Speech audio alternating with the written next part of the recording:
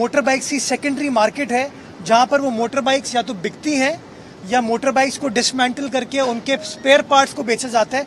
वहां पर क्रैकडाउन होगा, वहां पर कार्रवाई की जाएगी और इंस्पेक्टर जनरल सिंध को इस बात की ताकीद की गई है कि वो एक स्ट्रैटेजी बनाए कि किस तरीके से हम इन टू व्हीलर्स की स्नैचिंग की रोकथाम के लिए जो सेकेंडरी मार्केट है उसको रोक सकें।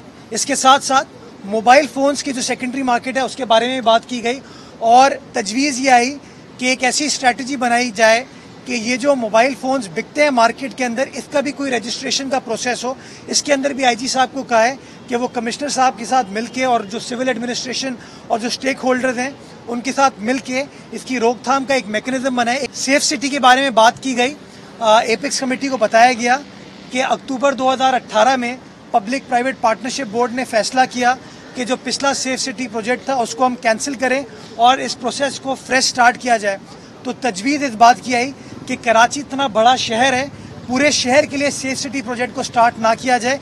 पहले हम एक पायलट प्रोजेक्ट स्टार्ट करें जिसका तयन रेड जोन से किया जाएगा और कुछ अहम मकामात जैसे कि शारे फैसल एयरपोर्ट, कन्वेंशन सेंटर हमारा है, नेशनल स्टेडियम, यूनिवर्सिटी रोड, इसको उसमें शामिल किया जाए।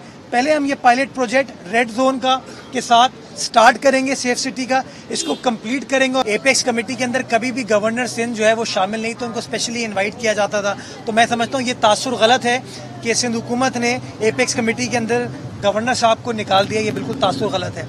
कल जो वज़ीर आज़म साहब से वज़ीर आला की मीटिंग हुई वो वज़ीर आज़म की रिक्वेस्ट पे की गई थी और मीटिंग तकरीबन कोई 15-20 मिनट जारी रही।